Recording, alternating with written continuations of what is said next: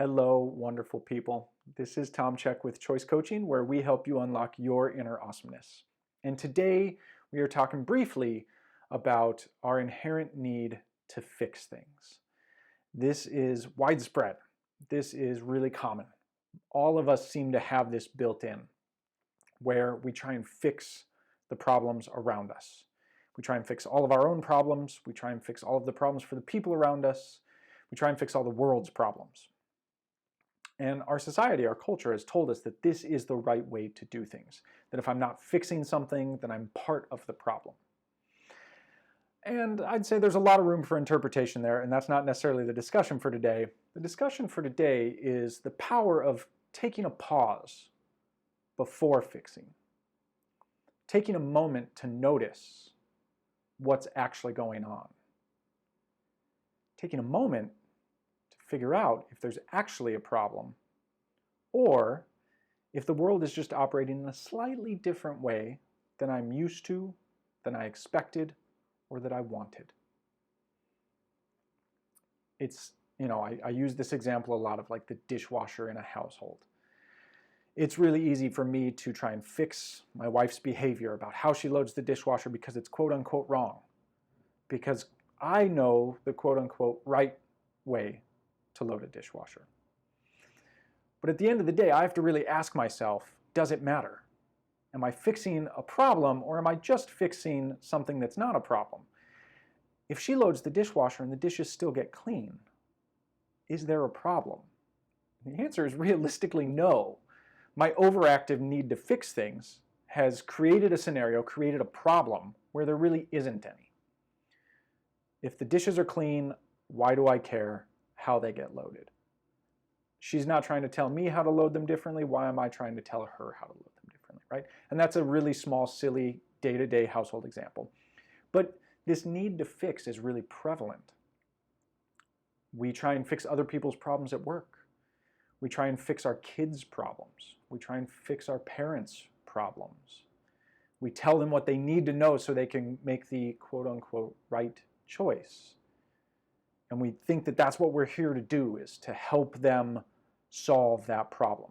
But at the end of the day, maybe we're not. And maybe there's no problem at all. And so how do we take that pause? How do we prevent ourselves from rushing into fixing so that instead we can be more present and maybe have to exert a little less energy in our lives fixing problems that aren't really problems? And the answer is to notice. To notice that you're in fix-it mode. And to be okay there for just a bit. And instead of trying to fix immediately, stepping into identifying, is this a problem? And if it is an actual problem, great. What's the actual problem? Why is that problem showing up? This pause helps us step out of reactionary mode, where we just go through our default autopilot patterns, and helps us step into responsive mode, where we're actually dealing with the scenario that's in front of us instead of a scenario we went through at some point in our past that looked like this, right? And I think about this a lot when I work on a car. I've got a lot of ideas about what might be wrong with the brakes when I'm taking apart my brakes. But until I actually stop and look and see, where's there a weird scratch? Where's there a piece that looks broken? Until I sit and notice what's actually in front of me, I'll never actually fix the problem unless maybe by accident I happen to do the right thing. But more often than not, I end up spending a lot of energy. In the case of working on a car, it's money and time, fixing a problem that isn't actually a problem. Until I take the time to sit and be with the problem and notice where it's actually coming from. Why is it happening? This is something that is not taught to us in our society and in our culture. We're not taught to slow down. But it's incredible the difference it makes when we do, because we actually fix problems when they show up.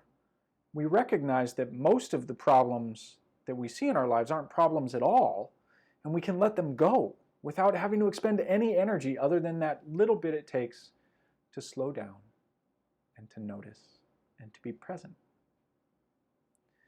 So the invitation for you today is to identify when you're stepping into fix-it mode. At the beginning, this is going to be really hard to do in real time.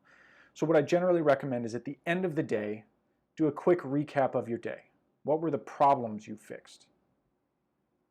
When did you step into fix-it mode compared to when you identified the problem? How much time did you spend noticing, being present, and actually being with the problem before you tried to fix it? Looking back on your day, were the problems you solved actually problems at all? And if so, why were they problems? How did they get started? What caused them? So that instead of always fixing the symptoms, you can fix the cause. That's the power of slowing down. And that's the power of not rushing into fixing.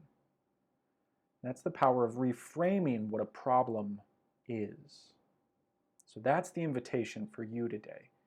At the end of the day, do a quick recap, write it down. What problems did you fix? When did you step into fix-it mode? Were they actually problems? If yes, why? How did they start? How could they be prevented in the future so you never have to fix that problem again? Give it a whirl. See what happens. And eventually you work your way backwards until you're doing that type of reflection real time. You're noticing, oh, I'm stepping into fix-it mode. And you can stop right there and you can spend a moment and you can say, okay, slow down. Is this a problem? If it is, why is it a problem? How did it get to be here? I guarantee you the extra time you spend slowing down, you will make up for in spades in the time you don't spend fixing things that aren't problems. So that's the invite for today. I wish you the absolute best of luck, and I look forward to connecting with you again soon.